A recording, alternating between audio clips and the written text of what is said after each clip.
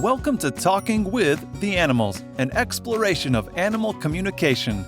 Join animal communicator, craniosacral therapist, and NES practitioner Caroline Pope as she discusses how to understand other species as they truly are, not just from the human perspective. That's right, Mecco. Discover how communicating with our four-legged friends can open up a whole new world for both of you. And now, your host and Australia's most recognized and well-known animal communicator, Caroline Pope.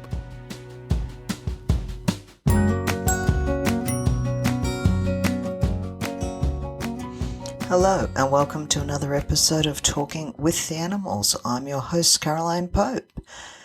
As I've had a lot of interest, both in Instagram posts and people with messages and so forth, asking me about questions in regards to animals in spirit, I thought that would be today's topic. Now, please keep in mind that this and what I'm talking about today is my personal experience. Everybody sees, hears things differently, has different beliefs. I can only tell you what I have seen and heard. Now, animals in spirit is certainly something that in the last 10, 15 years, I guess, has got a lot more press, so to speak. People are becoming much more aware and much more comfortable. Go back 20, 25 years, I think it was the late 90s, early 2000s. I used to write articles for a magazine called Dog's Life back in the day. And they sent me a letter from a little girl who had written to them because her dog had died. And her pastor or priest had told her that little Fido didn't have a soul and therefore wouldn't go to heaven. She was obviously quite upset about this, wrote off to the magazine. They promptly handballed it in my court. Now, I think that originally the whole thing of animals didn't have souls came from the church's teaching, probably to justify farming methods. But certainly in latter years, as you've probably all seen, people like John Edwards, Jane Van Prague, I think Mitchell Coombs, but don't quote me on that, they've all mentioned seeing Fido with Great Aunt Flo or whatever. And for any of you that have read the book, The Boy That Saw True, which is a diary of a young boy in Victorian England, well worth the read, great medium, spiritualist, clairvoyant, the whole box and dice, but living in Victorian England. Quite an entertaining book. But even back then, his tutor was that he went over to his tutor's home and met his tutor's wife and mentioned to the couple that he saw a black Labrador at their feet, and that was their dog Jet that had died 6 months earlier. So our animals still are often around us. Now, you're not often going to pick up on them when you've first lost them. Now, this is one of the really sucky parts of my job. I can chat with lots of other people's deceased pets, not a problem at all. Do I hear from my own? No. It's like, why does the doctor never treat their own children? You need to remain detached. A clairvoyant isn't going to read accurately for themselves. In the same way, when they first leave, the emotions get in the way. That's not to say I haven't picked up on some of mine over time. I remember a couple of days after I lost one of mine, a friend of mine I called Dad in the States shot me a text going, "Oh my God, now I know why they call horses nags. How did you put up with Corona? She never shuts up." She did love him. And this is the sort of thing I get from people because I couldn't hear from my own. I was too close at the time. Generally, when you're upset or you've just lost an animal, you may well dream about them. That's their way of getting through. It's when the left brain or the right brain, whichever one it is, the logical brain is less active. Your emotions are down. Sort of think of it like meditation. You've got that bit of detachment and they'll be able to come through. Sometimes people will see them out of the corner of their eye. That's usually when you're in an altered state of consciousness. Watching TV is a common one for stuff like that. Reading in the women that do needlework, craft, that kind of stuff. Again, it's that altered state of consciousness, can often see things out of the corner of their eye. When people are half asleep and they're waking up, they may feel the cat or the dog on the bed, or think they hear the claws on the lino or the clink of the collar. Don't think you're imagining it. Animals work really damn hard, just quietly, to be able to produce those sorts of signs that you can hear. Now, unfortunately, not every animal is going to be happy about having spirit in the house, be it, in inverted commas, good spirit or bad spirit. Some animals cope very well, others do not. I have fond recollections of one of my dogs, Kai, bless him, fabulous dog. No idea why he ever came to live with me, knowing that he didn't cope with spirit. And it was a stinking hot night, February, summer. I think it was about one of those overnight lows of 25, and the place I was at the time didn't have aircon, so it was a stinker. All of a sudden, the room started to become really chilly. In fact, it actually started resembling the inside of a fridge. Poor old Kai's head was doing 360s. If any of you have seen Repossessed with a split pea soup, that's what his head looked like. And he was not a happy camper.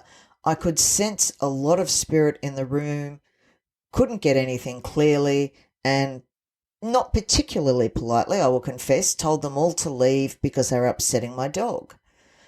Next morning, went down the horse paddock, and my old horse Doc, who'd had more returns than Dame Nellie Melba, had had cancer for years. It was finally the day to make the decision for him.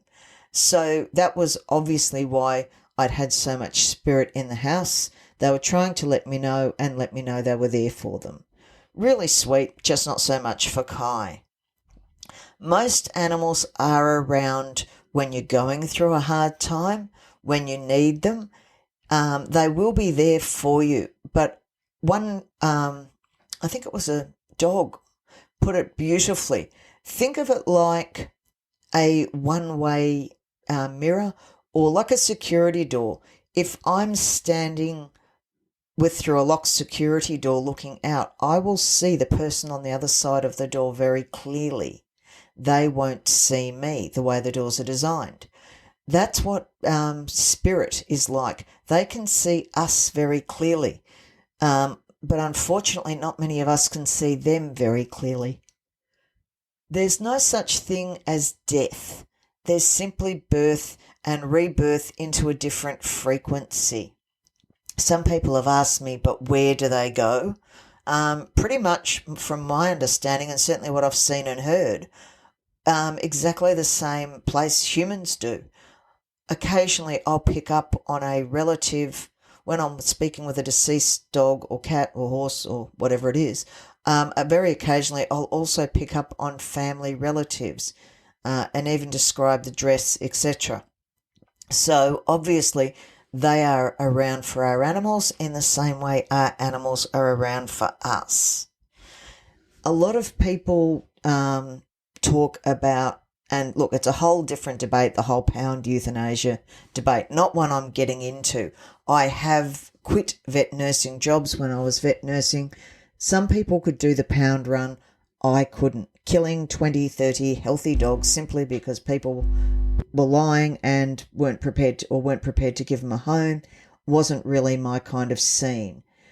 But when I was learning to communicate, and after I spoke with some of them, and one in particular sticks in my mind, really didn't want to go. It was Golden Retriever. It was about 15 months old, stunning dog, should have been rehomed, but 10-day pound was literally all they had. Small pound, lots of stray dogs. His number was up. That was it. He went. He spoke to me afterwards, though, and this is why it sticks in my mind so much, because I could hear him enough to know he wanted to go to a home. He didn't want to die, in inverted commas. As soon as he was in spirit, he was so happy and so grateful he was back in spirit.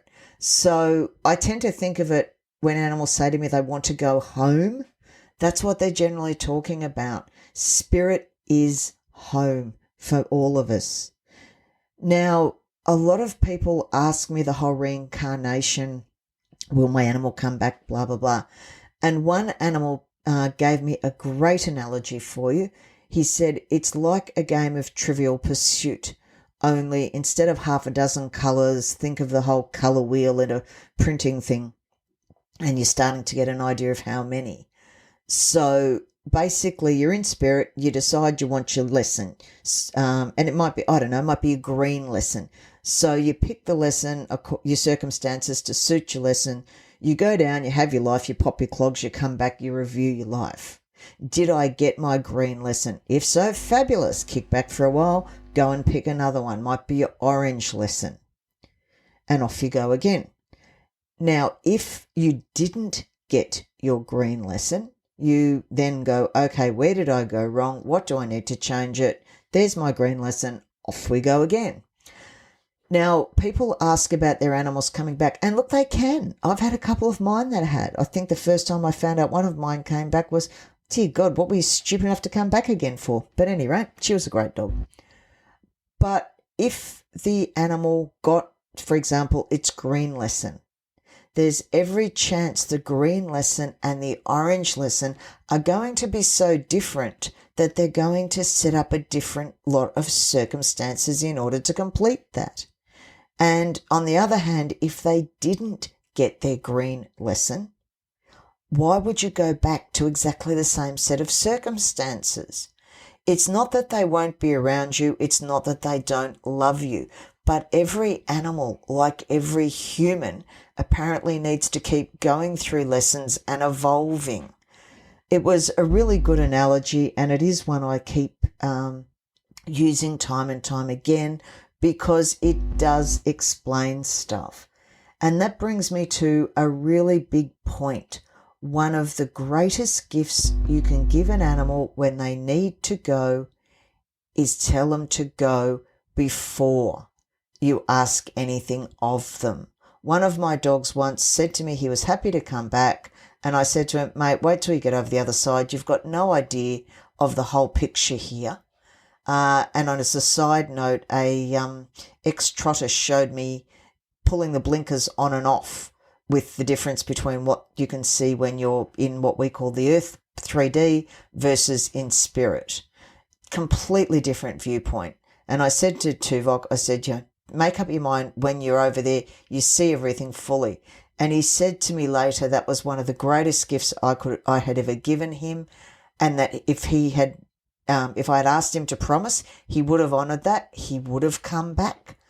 But the whole being given the freedom to choose is huge. And for people that say, oh, but I can't go on without my dog / cat / horse, I understand. Everybody loves their animals. That's why they have them. But loving something means putting its requirements before your own sometimes. And there is nothing that your dog or your cat or your horse or your bird or whatever your companion is can do for you that you can't do for yourself. Of all animals are around, I'm actually getting, as I'm talking, I'm getting one of my horses that used to be with me quite a bit saying that he was the one that told me there was going to be a lot of changes just before the bushfires and COVID hit. He wasn't kidding. And he's saying that there will be more changes in the next little while, but it's an interesting concept, but he's saying a lot of animal spirits are actually closer to their humans at this time to support them.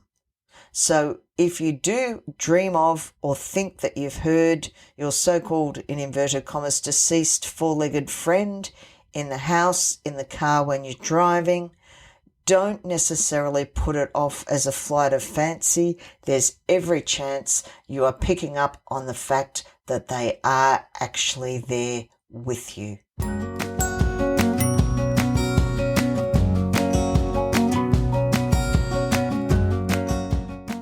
Thank you for listening to this episode of Talking with the Animals. Don't forget to like and subscribe, and please drop me a line. I'd love to hear from you. As I've said before, this particular episode is only what I myself have seen, felt, and communicated with other animals. Other people may have different beliefs or may well see or hear things differently. Until next time, stay safe, and when you can, remember to talk with the animals. Thank you for listening to Talking with the Animals. To learn more about Caroline and the services she provides, visit caroline-pope.com. You can also find her on Facebook at Caroline Pope Animal Communicator, CST, and NES Therapy. Are you ready to change the way you see your world and the animals in it? Well, we know his answer. Don't forget to subscribe, and see you next time.